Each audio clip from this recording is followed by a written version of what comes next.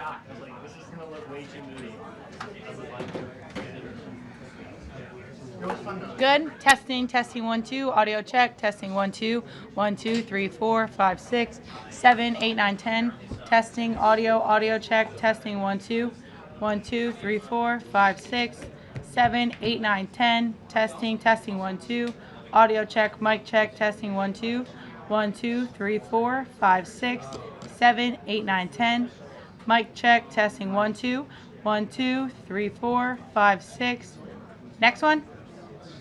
Just podium? All of them? Testing 1 2 1 2 3 4 5 6 7 8 9 10. Good? Do you know whose job that is? Huh? Hello? Hello? Testing? Aaron, can I borrow your ladder? Absolutely. Go for it.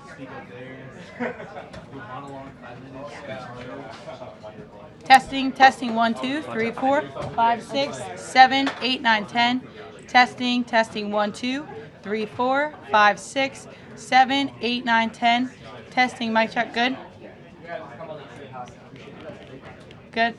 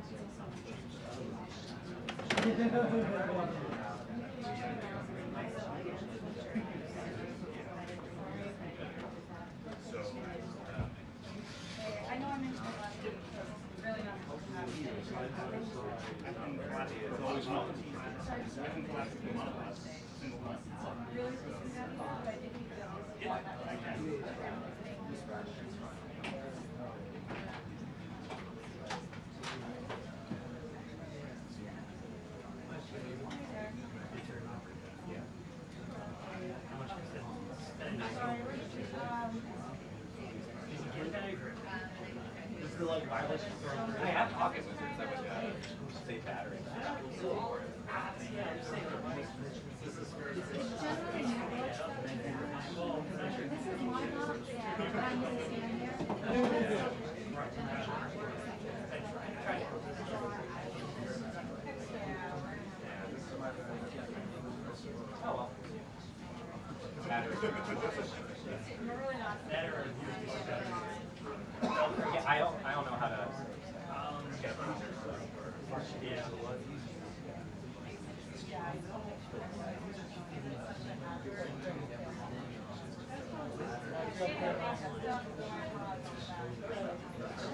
yeah.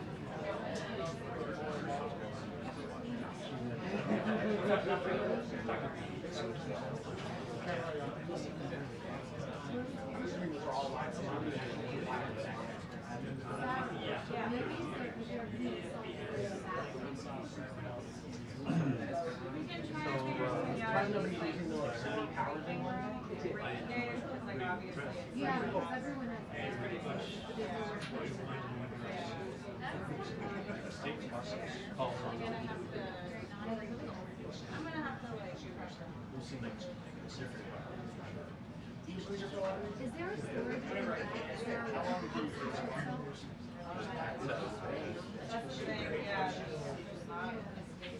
maybe it's some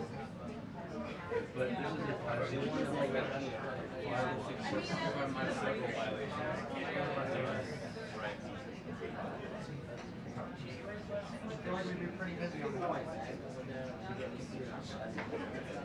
So you yeah, I'll put it outside.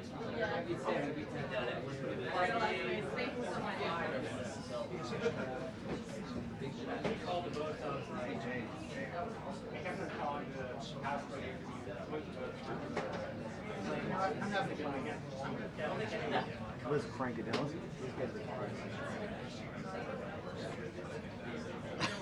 Okay, no, that's good.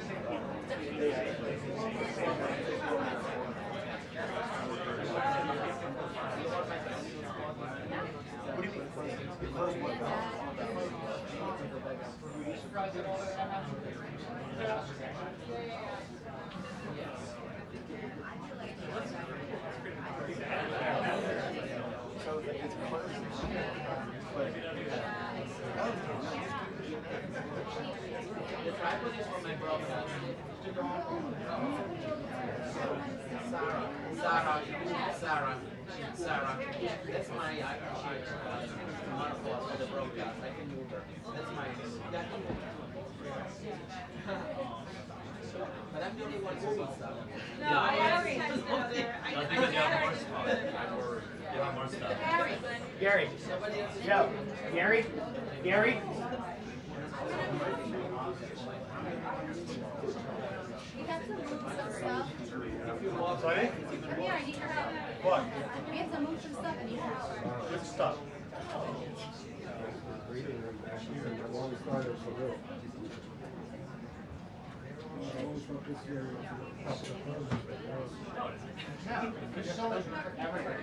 Here there is, not back there.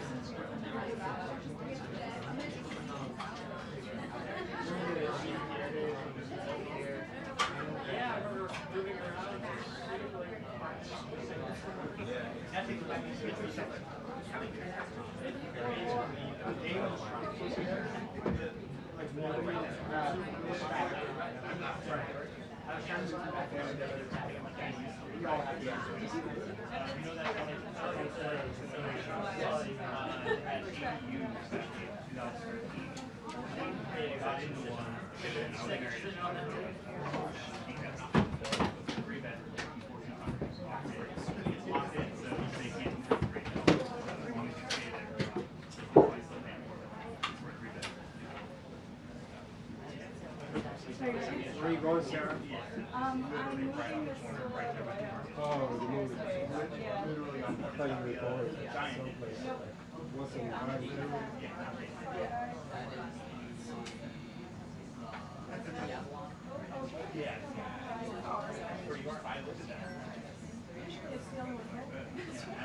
It's not bad. Yeah.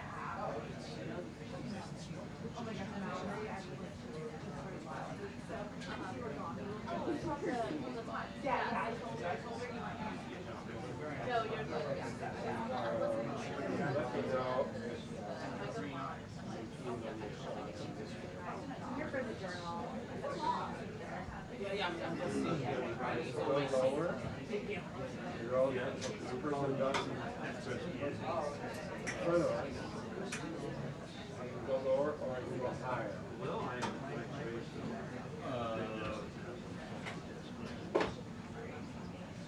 Oh, I'm sorry. I was just going to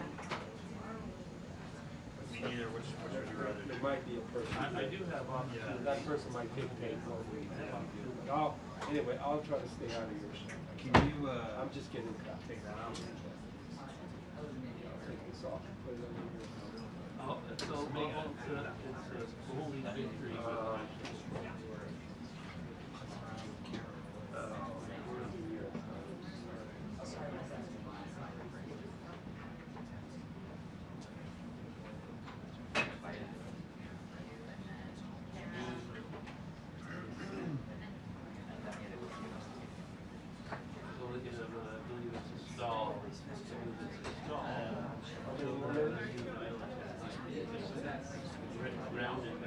Well, no. It's like one.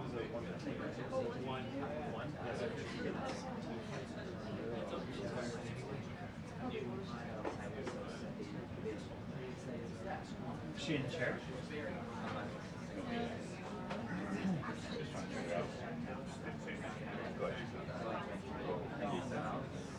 What's your game plan? Are you coming back here? I might just figure it No, you're not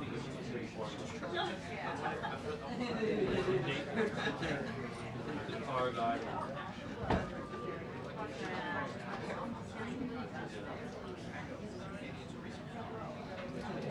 But it's been a long time.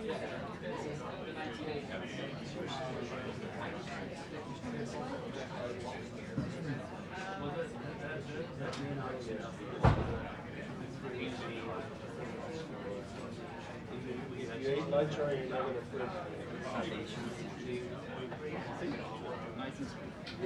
You haven't eaten lunch today.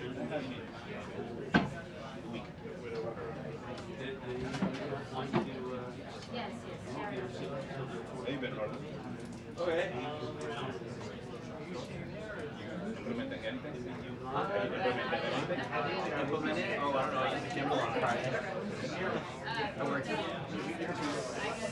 17-hour days. We don't available 6 a.m.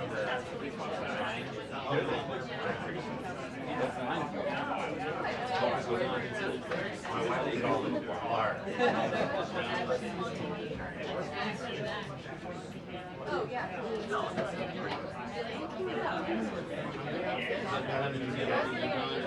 We got anything my kid got so yes, exactly. So drinks on me. Yeah, it's like 5 months of a break. You're living your best life. Exactly. I'm gonna meet my helicopter. So you good?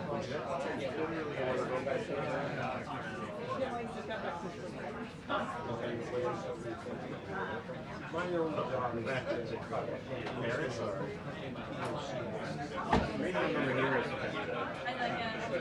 I got it.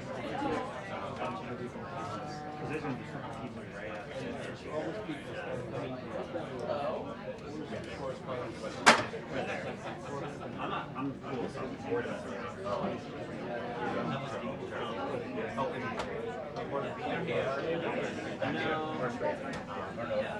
We're still at We're trying to put this chair right here. Or down here. Trying to fit it. No, just because we'll leave it out. Alright. If you want it, put it back here. from like tech, yeah, it's like we all go to technical together. Got the house, and then he's 3. Yeah. My only You're not guaranteed. I mean, you're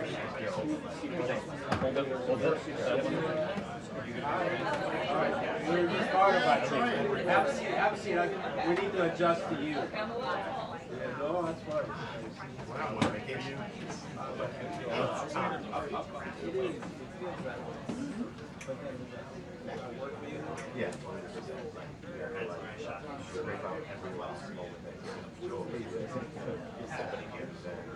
Somebody there.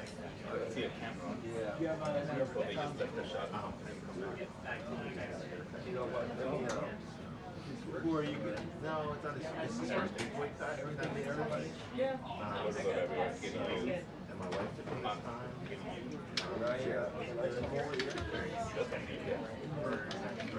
Oh, it's Andrew.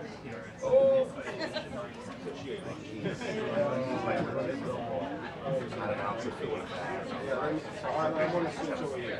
so my wife said, you're not staying. You're not staying in you are. Yeah, he's like, just fundamental changes.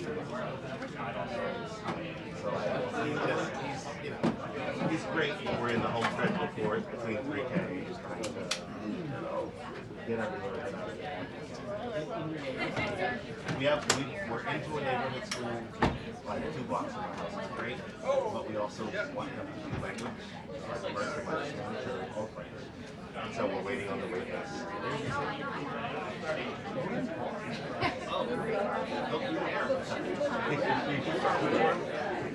So, young lady, which one do you want her to go?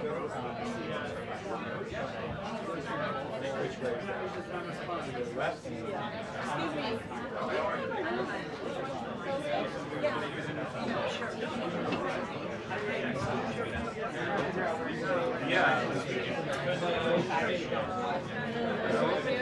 Nice, it goes directly into her.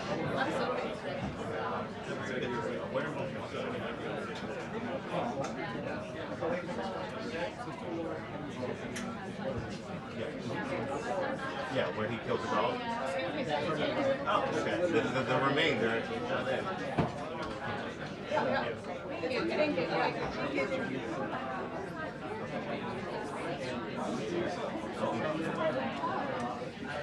Oh, I see. Okay, so that's your board. I guess you're from home some days now? I got a buddy that's in my neighborhood who's like managing editor. So he's doing reverse everything.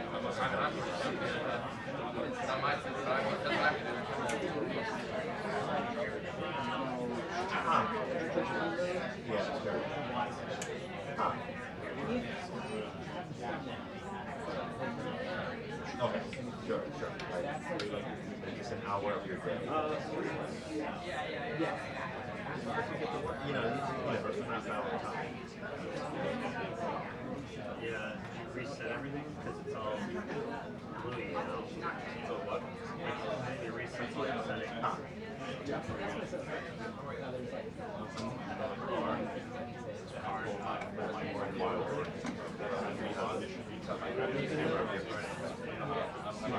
sorry. I mean, I use the pool 3 on Friday. Yeah. So I have a. Using my camera. No, you're okay. You're dying from getting short. So I have to power that. And I found that I use that. So that way when I grab one, I use my time. And it helps a lot.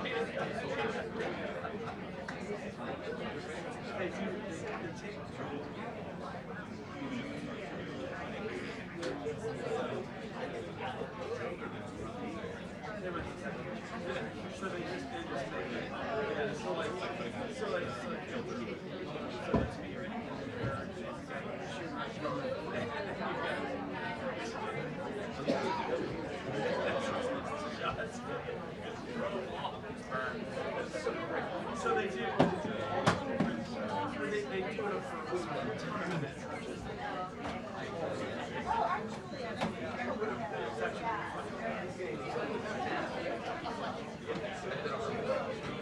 I checked with yours this morning. Just tap me.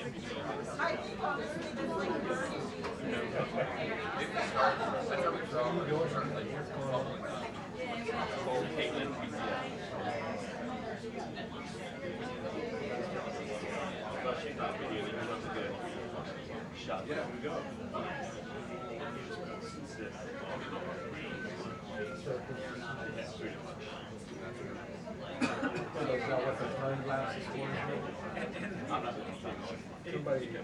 Somebody from the shop. Oh, really? I don't know. I didn't see that.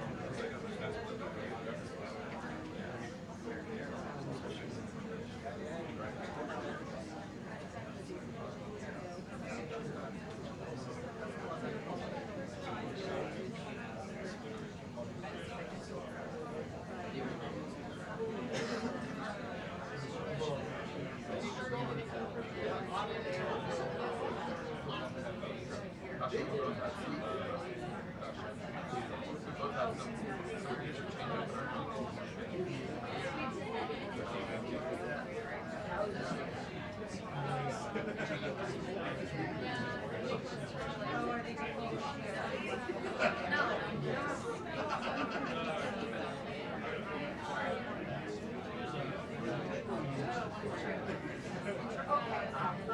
Is that a whole truck?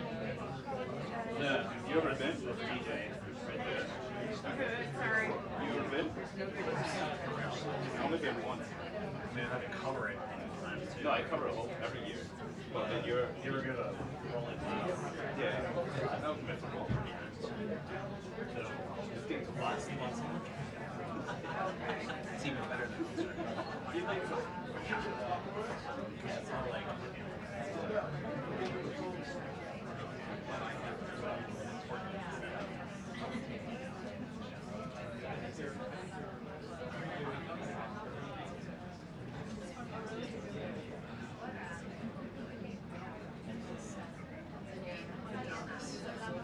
No.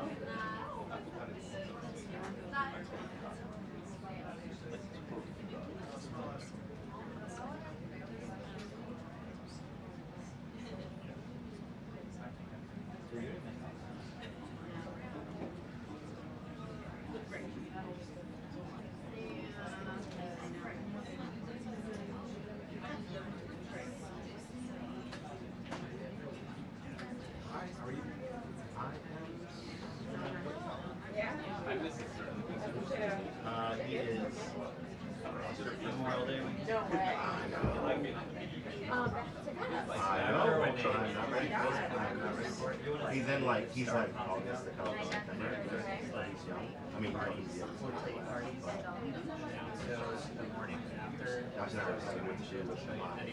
Do large ass for that. Officers out there. I'm thinking gold. You know what I mean? Gold. Hey, get out of here. For a while.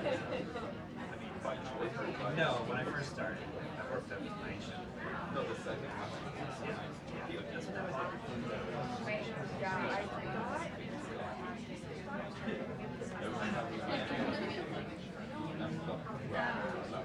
I realized that like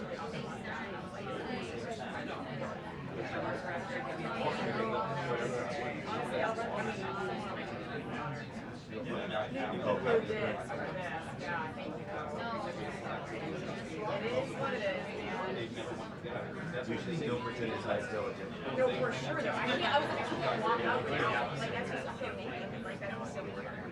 So that's why I got lucky.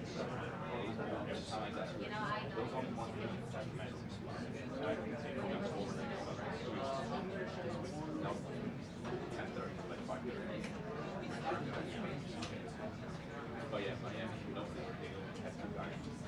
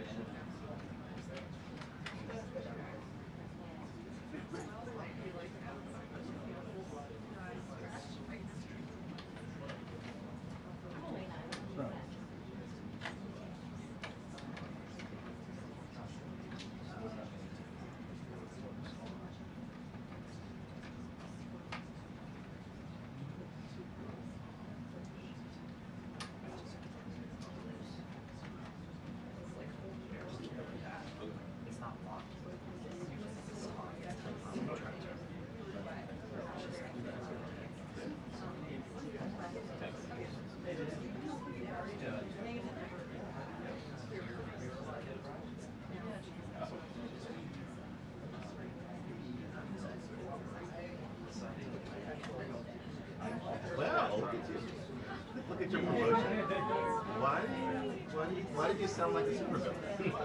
Well, hello, Tweety.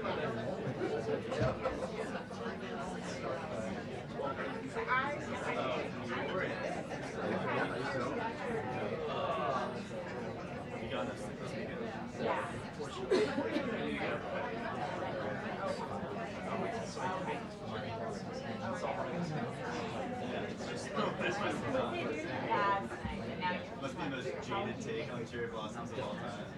Can't believe it. I did not miss it. Skipping for 15 years. The crowds were actually insane. I was trying to figure out the top of the and just drive every Sunday. It took me like 45 minutes just to get from Fort Worth to like 17th. You are really happy with that. Yeah. It's a tiny bit of jealousy on my poor dad.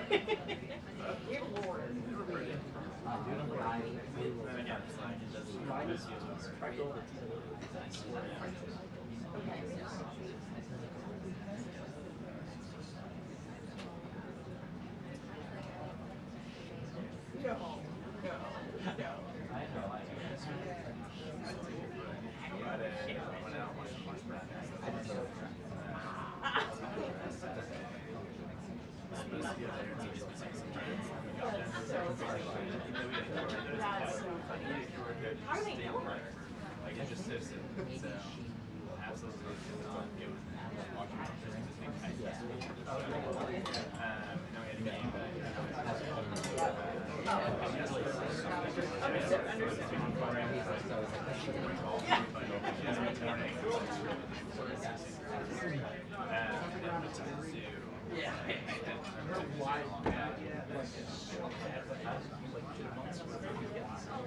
I always try. Florida State's that other one. My time is very valuable. The other side is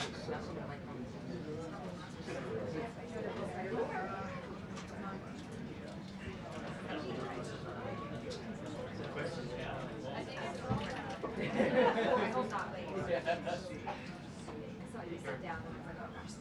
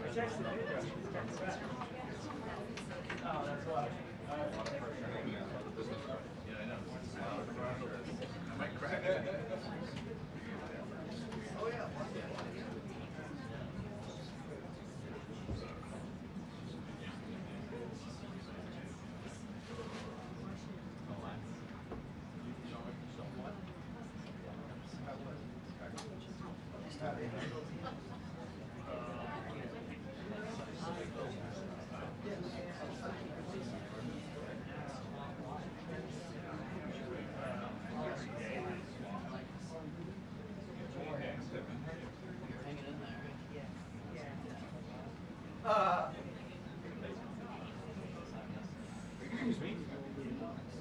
Hello.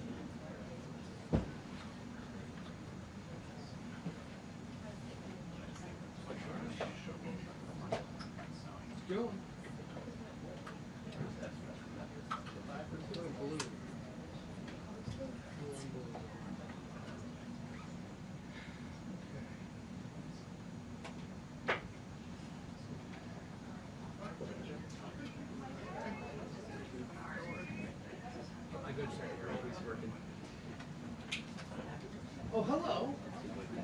Thank you. It was on Saturday. No, it was not. Hardly. Not there yet. How did you sell? Hey. Hello. Come on, guys. How we doing?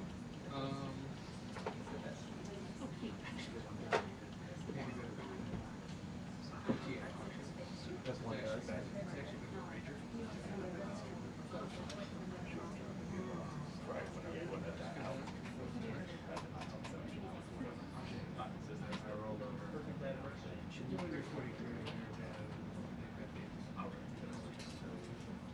You're lucky you get to. He's like, I'm scared.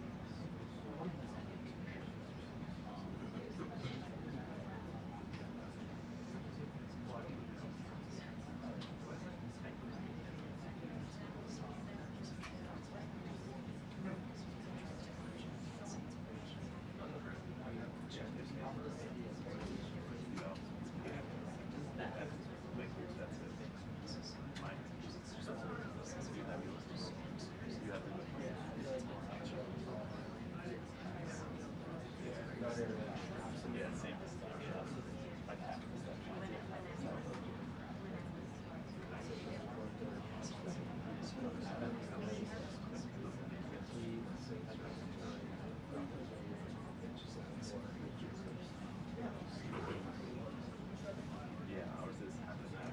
Half have it and half like a third has nine. Yeah. How the one that has nine? Like a third has nine. Honestly, like don't have it. Like about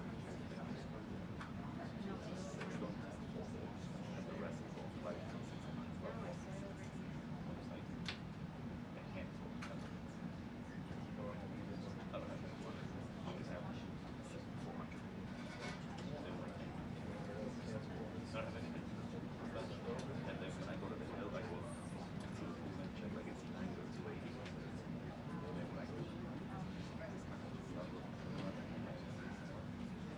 pool and but sometimes I'm in. I think technically it's like 6 available, but sometimes you get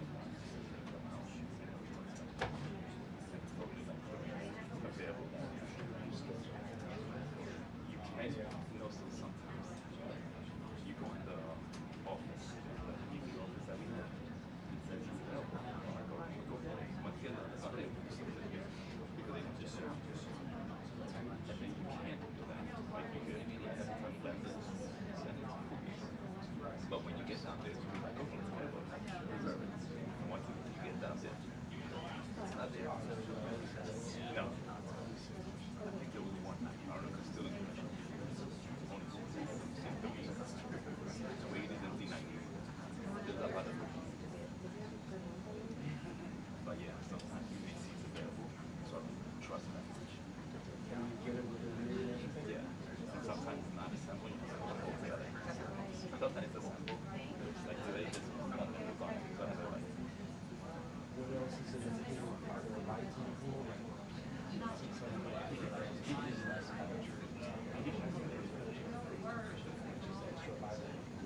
Correct. Correct. Yeah, it's about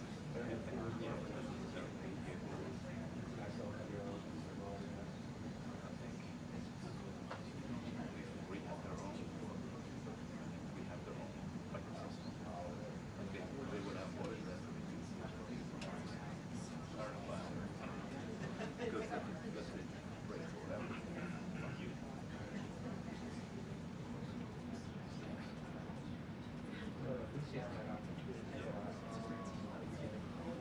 Jack rates also like a handful of jack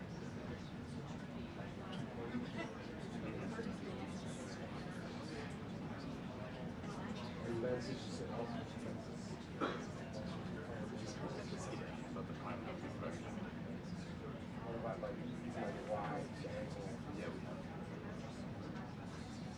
6 not that many.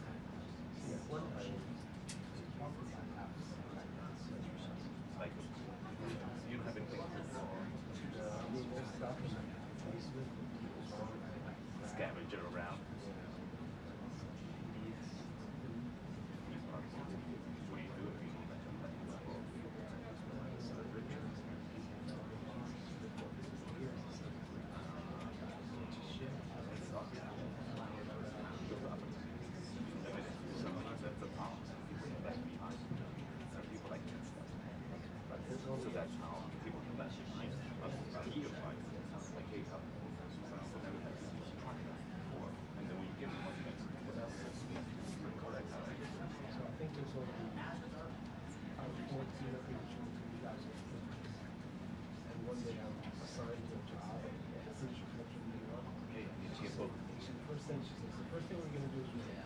walk and talk on that. I'm sorry. Everybody in New York has good concussions. So then, the next time they don't call. Number one in the world. Well, except I didn't have a gift. How am I going to do that one? I was gonna do the walking thing. Gotta find a way to be like, no, I said, I've got a nice wide angle. I can do it off the shoulder with a wide angle. And that's what we end up doing. But it's like, you know, everybody should have the same.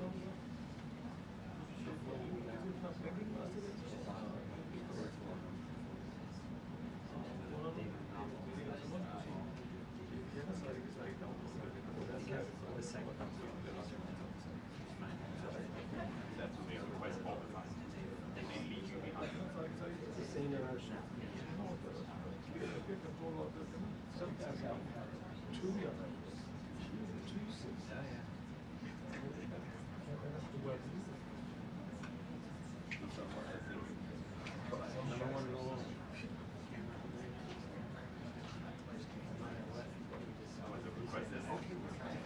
Well, no, that was like the day off. You know?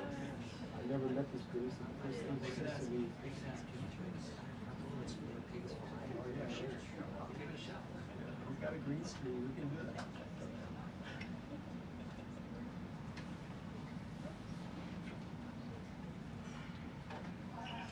Until the briefing, 2 minutes until the briefing. Right. Let's go.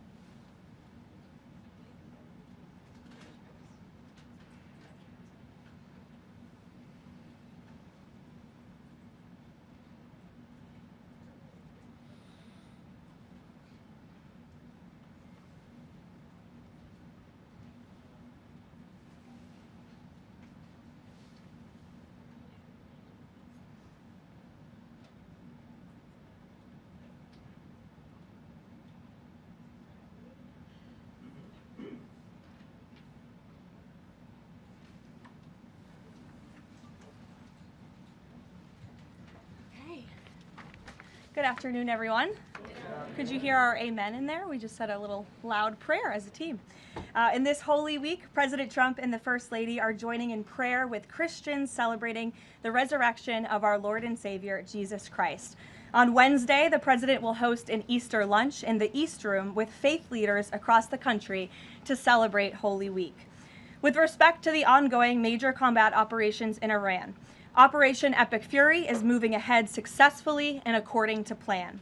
With each passing day, the United States military is increasing its advantage over the terrorist Iranian regime.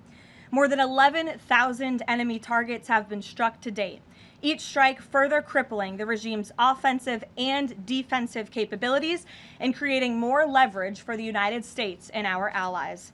Compared to the start of the operation, Iran's ballistic missile and drone attacks are down by roughly 90%. The United States is also decimating the Iranian regime's navy. We have destroyed more than 150 of their naval vessels so far, including 92% of their largest vessels. The Iranian Navy has no vessels operating in major regional waterways and no ability to project naval power, which is why they've been assessed as combat ineffective. Our military continues to obliterate Iran's defense industrial base, with nearly 70% of their missile, drone, and naval production facilities and shipyards damaged or destroyed thus far, significantly reducing their ability to pose future threats in the region. U.S. and Israeli joint forces control the skies and have asserted air dominance over Iran, completing more than 11,000 successful combat flights thus far. The trend remains clear. The United States is conducting more intense, targeted strikes with devastating combat power with each passing day to destroy the threat posed by the Iranian terrorist regime, as President Trump sought out to do a month ago. It's no surprise that we are seeing the remaining elements of the regime become increasingly eager to end the destruction and come to the negotiating table while they still can. Despite all of the public posturing you hear from the regime and false reporting, talks are continuing and going well. What is said publicly is, of course, much different than what's being communicated to us privately. As a result, President Trump issued a 10-day pause to postpone planned strikes on Iranian power plants and energy infrastructure. This remains a truly once-in-a-generation opportunity for the regime to make a good deal with the United States, permanently abandon their nuclear ambitions, and stop acting as the world's leading state sponsor of terrorism. If the Iranians reject this golden opportunity, the greatest military in the history of the world continues to stand by to provide President Trump with every option available to ensure this regime continues to pay a grave price. One way or another, Iran will no longer have the credible ability to threaten the United States or our allies, which is, of course, the overall objective and mission the president set out when he launched Operation Epic Fury. Unfortunately, even as President Trump is working hard every single day to protect the United States from foreign enemies, Democrats on Capitol Hill have failed to do the same here at home by keeping the Department of Homeland Security unfunded.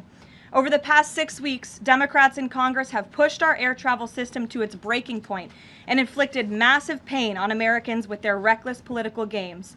500 TSA officers quit their jobs. Thousands more were calling out sick at record rates due to the lack of pay. This resulted in security wait times exceeding 3 hours at major airports across the country, creating nightmares for millions of Americans. Overall morale among TSA staff plummeted as well, all of this creating an unacceptable heightened security risk. Because of the Democrats' unwillingness to do their basic job of funding DHS, President Trump determined that these circumstances constituted an emergency, compromising American security. That's why last week he accordingly signed a presidential memorandum directing the Secretary of Homeland Security to work with the Director of the Office of Management and Budget here at the White House to use those funds with a reasonable and logical nexus to TSA operations to provide TSA employees with the compensation and benefits that would have accrued to them but for the Democrat-led DHS shutdown. This bold and necessary action by President Trump will ensure our TSA workers receive their hard-earned paychecks. It should not have come to this point, but President Trump will always do what's right by the American people, and he found a way to do that to get TSA paid. Ensuring that these federal workers who perform critical public safety responsibilities can feed their families, pay their rent, and show up to work is something the president was honored to do. But this moment should be an eye-opening one for the American people. Let's be clear about what is happening. Democrat members of Congress are more than happy to put your safety at risk because they oppose the president's administration and his administration's efforts to enforce our nation's immigration law. Democrats refuse to fund ICE because they want millions and millions of illegal aliens to pour into the country just like they were under the Biden administration. They want murderers and rapists and thugs to remain in your communities rather than be removed by ICE and Border Patrol agents. The Democrats created this mess. They are the reason for long lines at airports and tens of thousands of employees going without pay. Once again, President Trump is cleaning up their mess because he cares more about the American people than destructive, petty, partisan politics. With that, I will take your questions today. Here in our new media seat, we have Wid Lyman. Thank you for being here. And why don't you kick us off? Thank you. Happy Easter. Thank you. You as well. 2 questions for you. Thank you. There are some concerns the administration is starting to change its position on deportations, border enforcement, possibly asylum policies. What would you say to Americans that are somewhat concerned that the shift has happened? Sure. Well, while there has, of course, been a change in leadership at the Department of Homeland Security with former Senator, now Secretary Mullen, joining the President's cabinet, I can assure the American people there has not been a change in policy. It has always been the policy of this President and this administration to deport the worst of the worst illegal alien criminals from our communities. That's something I know Secretary Mullen remains wholeheartedly committed to doing.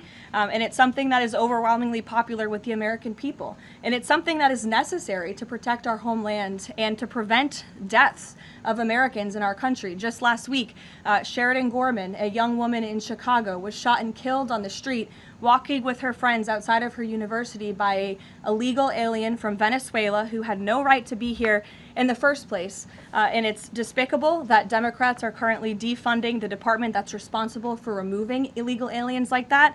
And I would also add it's despicable that the lack of coverage of this young woman's case, of her life, and the way that it was tragically cut short. I saw a survey over the weekend that I'd like to bring to all of your attention. This is the media coverage of the case of Sheridan Gorman. You have ABC News has spent 1 minute and 19 seconds between 2 days when this case was first alerted.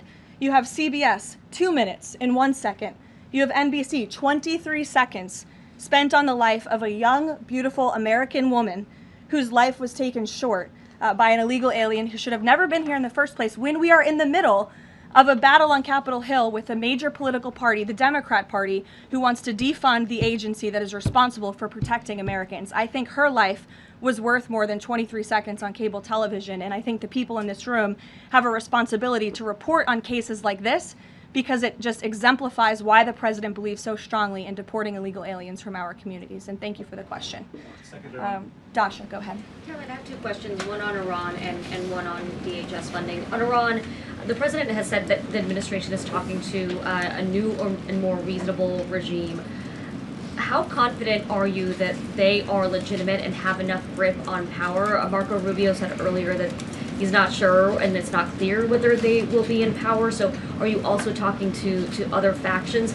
As the president is trying to make a deal, how do you ensure that you're making a deal with the people who can actually implement it? Well, that's part of the ongoing process that's taking place and the ongoing negotiations. Of course, anything that they say to us privately will be tested, and we will ensure that they are being held accountable to their word. And if they are not, the president has laid out the military consequences that the Iranian regime will see if they don't hold true to the words that we are hearing privately behind the scenes. When the president says more reasonable, again, these folks are appearing more reasonable behind the scenes privately in these conversations than perhaps some of the previous leaders who are now no longer on planet Earth because they lied to the United States and they strung us along in negotiations, and that was unacceptable to the president, which is why many of the previous leaders were killed. So again, this is another historic opportunity for Iran to do the right thing, to rid themselves of their nuclear ambitions and to come to a deal with this president and the administration. Or again, they will see the grave consequences of the United States Armed Forces, which they are continuing to see every day throughout this operation. On DHS, how long can the administration keep paying TSA without action from Congress? And not to be hyperbolic, but given the the airports were really the pain point that was pushing both sides to talk to each other.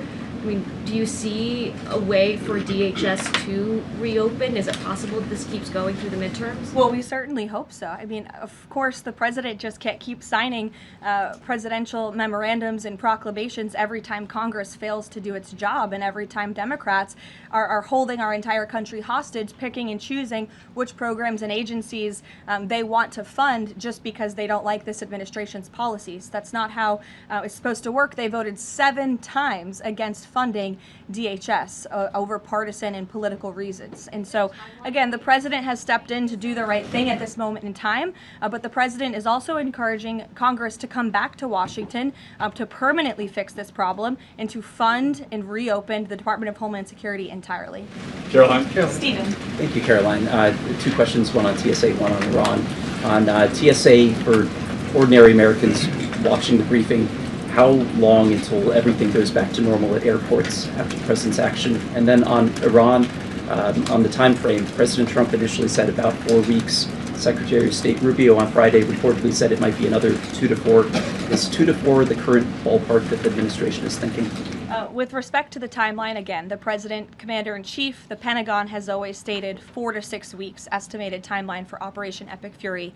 We're on day 30 today, so again, you do the math. On how much longer the Pentagon needs to fully achieve the objectives of Operation Epic Fury, which I will reiterate: destroy the Iranian Navy, destroy their ballistic missiles, dismantle their missile and drone production infrastructure, significantly weaken their proxies throughout the course of this operation, and then, of course, preventing Iran from ever obtaining a nuclear weapon.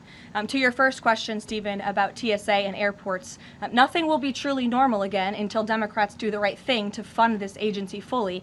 Again, the president has stepped in the meantime to do what's right to end this crisis that we've had at air travel and at airports across the country in the meantime. But again, Congress needs to come back. Democrats need to fund the Department of Homeland Security so we can formally and fully get these great employees paid long into the future.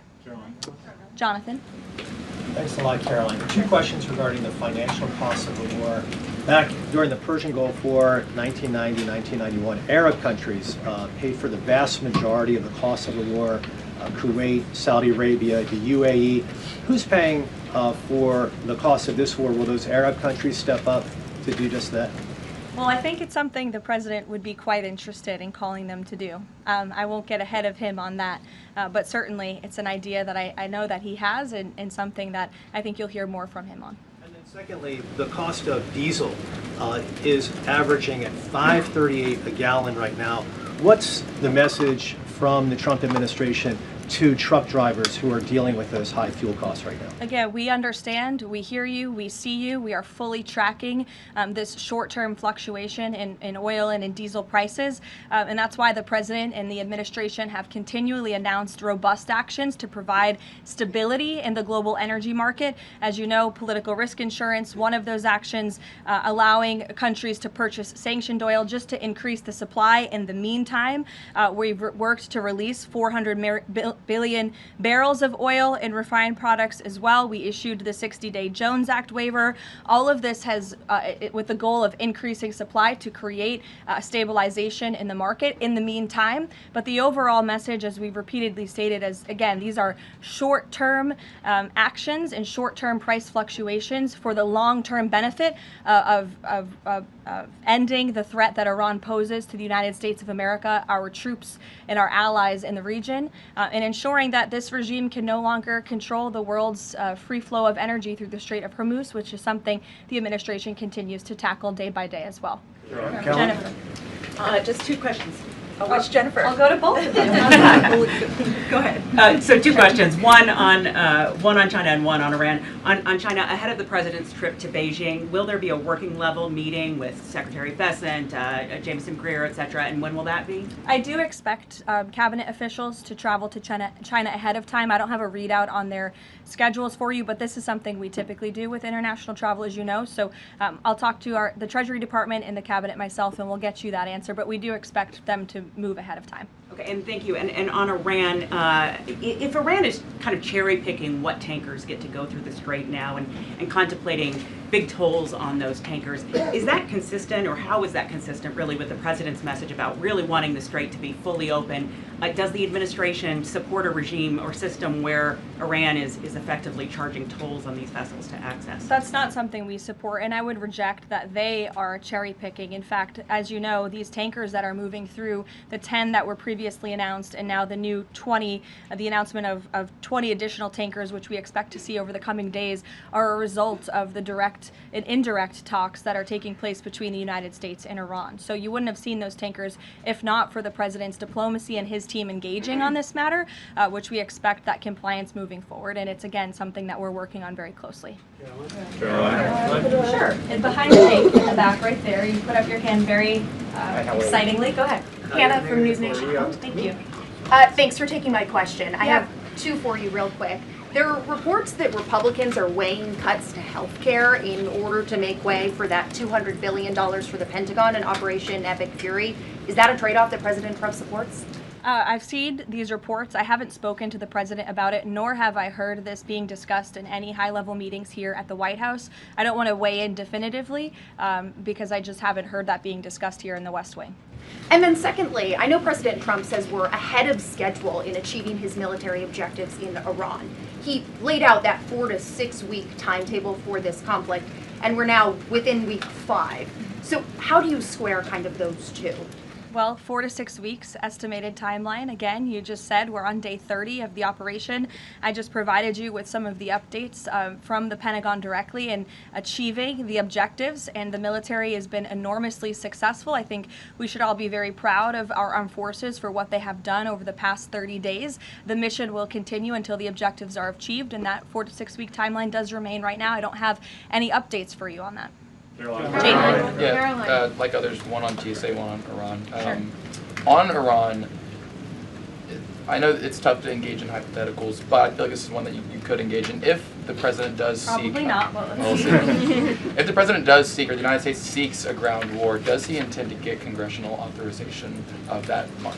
Look, the president has been asked about boots on the ground or alleged ground operations various times. He's obviously declined to rule them out. It's the Pentagon's job to provide maximum optionality to the president. It does not mean he's made a decision, nor would he ever notify the media of such decision as not to tip off our enemy. With respect to abiding by Congress and the rule of law, that's something the administration will, of course, always do, and it's something that we have great respect for Congress. The president does with military operations. In fact, prior to the launch of Operation Epic Fury, as you know, the administration gave a courtesy notice to Congress in the Gang of Eight, and top-level administration officials and cabinet secretaries have gone to Congress multiple times over the past 30 days to provide those courtesy briefings to Congress when requested.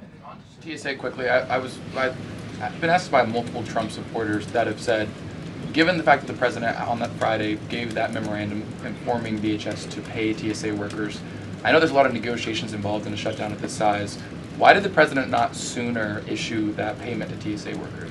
Well, it's because of the Democrats voting 7 times against reopening the Department of Homeland Security that we came to a place of an existential crisis. I mean, you saw the lines at various major airports across the country, American travelers really paying the price for Democrats' partisan games. And so the president worked with his legal team here at the White House and the Office of Management and Budget to find a solution to take care of the emergency that we were seeing in air travel across the country. And it's because of the president that TSA agents are being paid. But again, he's calling on Congress to do the right thing, to come back to Washington, and to fund and reopen the Department of Homeland Security fully.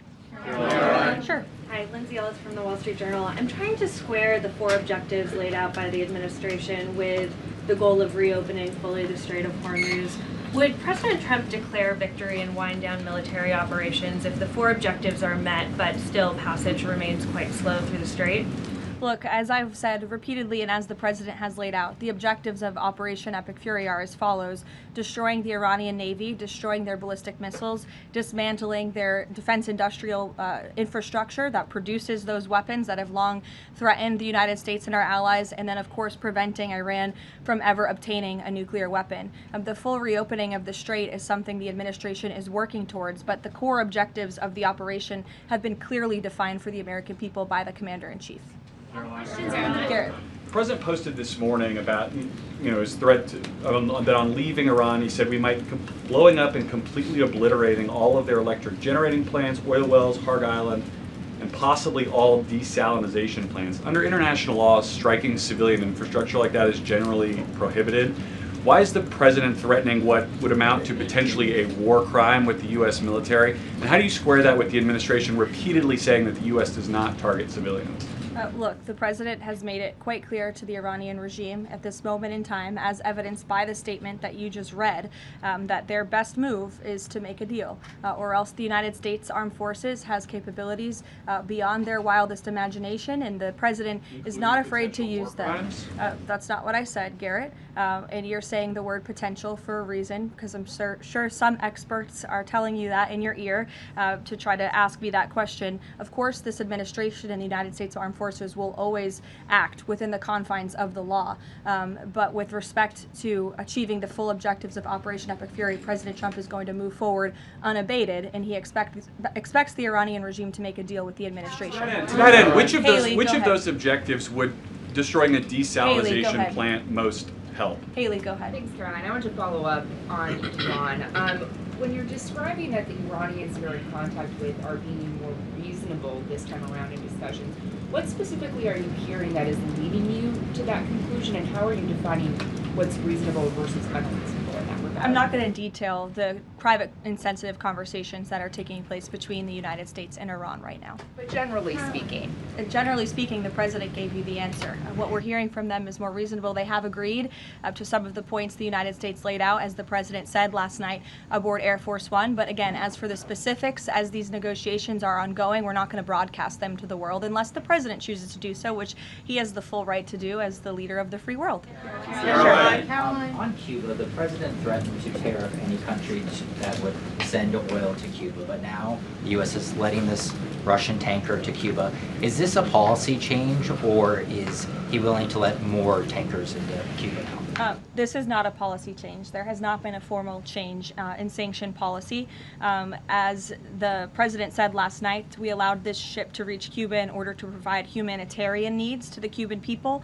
These decisions are being made on a case-by-case basis. And as the administration has said, Cuba's non-functional economy cannot be fixed unless they undergo dramatic political and leadership change. But there has been no formal change with respect to sanction policy. So you could expect more tankers to go to Cuba? Again, these decisions are being made on a case-by-case basis right now. Thanks, Caroline. You addressed this a little bit in the opening, but just to follow up, because Americans are sort of seeing these conflicting messages between the United States and Iran. I know the president insists that negotiations are underway. As you just mentioned, he's also said that Iran has agreed to most of the 15 points. We just heard from Iran again. They're saying no negotiations are taking place. They're calling the proposal excessive, unrealistic. So how do you square that? How do you explain that discrepancy between the two? I think the American people are smart enough not to take the word of a terrorist regime that has chanted death to America for 47 years at their word. And I hope the journalists in this room are wise enough not to take an Iranian regime that has repeatedly lied about our country, about our values, about everyone in this room, frankly, for nearly 5 decades. So I think the American public are smart enough to understand that. And just to follow up on the objectives, you've laid them out, but I know the president has set a deadline for April 6th in just 1 week. What does the president need to see to not move forward with those strikes by April 6th? Well, I think he said it in his Truth Social post this morning. He wants to see a deal over the next 10 days. That timeline is waning, several days left, and we'll see. I won't get ahead of it. We'll see what happens in the end of the 10-day period. Caroline, thank you. One on Iran, one on the shutdown. The president continues to say the U.S. is in conversations with a more reasonable regime, but there are now hundreds of U.S. Special Operations Forces, including Navy SEALs and Army Rangers in the Middle East, as well as thousands of other troops already deployed. So is he trying to end or intensify the conflict? president is focused on achieving the objectives of Operation Epic Fury. With respect to forces that are on the ground in the Middle East, it's the job of the Pentagon to create maximum optionality for the commander-in-chief. It does not mean the president has made any additional decisions. Again, he remains focused on ensuring that the Pentagon continues to achieve the objectives of the operation that was launched 30 days ago, and we're well on our way to doing that. So if an American sitting at home hearing him say, I want to talk, but I keep seeing them send troops to that region, what are they to make of what's going on? There's two tracks here. The president has always said that diplomacy is his #1 option and priority. Again, he tried earnestly, in good faith, to engage in diplomacy with the Iranian regime prior to this operation being launched in the first place. He wanted to strike a deal, and he sent his top negotiators to do so. They spent extensive amount of time and effort trying to strike a deal, and unfortunately, the previous regime, again, many of those leaders no longer with us here on Earth because they faced the consequences of the United States military. So if there's ever a chance for a deal, again, the president is open to listening, but it does not deter him from focusing on the military objectives that he set out 30 days ago and that our military is continuing to achieve day by day. On the shutdown, he signed the national emergency order last Thursday, making sure TSA officers will be paid. There's still other civilian DHS employees, however, who are not being paid. Yes. Did he sign something similar to ensure they also get paid? Look, the president will always look into ways that we can make sure that the American people are being taken care of and doing what's right by the American people. But again, it's ridiculous that the president even has to go to the length of working with the legal team and the Office of Management and Budget to identify these funds. It is the job of Congress to fund these agencies. And Democrats in Congress have voted 7 times against funding the Department of Homeland Security. Congress should come back and they should get it done. The president, again, made the decision to prevent this existential crisis we were seeing at our nation's airports across the country that was only going to get worse, and that's why he wants Congress to do his job. Thank you, Caroline.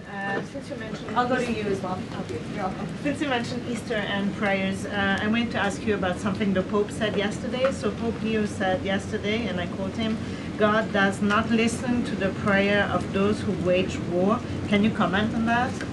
I think our nation was a nation founded 250 years ago almost on Judeo-Christian values, and we've seen presidents, we've seen the leaders of the Department of War, and we've seen our troops go to prayer during the most turbulent times in our nation's history.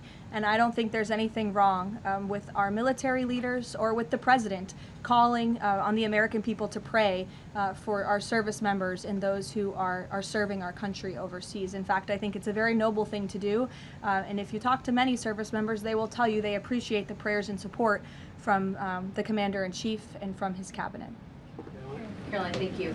President Trump told the New York Post that a response is coming shortly to Tehran attacking Israel's largest oil refinery. Is there a timeline on that? Is that tied to the success or not of the negotiations? I don't have any updates for you on the president's comments. Does that consider the IRGC in control of Iran? Well, look, as Secretary Rubio said today, the leadership is very fragmented. We have really neutered their intercommunication systems, and that's part of this process of diplomacy to continue figuring out exactly who's in charge. I know they appointed a new Ayatollah, haven't seen or heard much from him, and so that's part of this diplomatic process that's underway right now. I'll take a few more.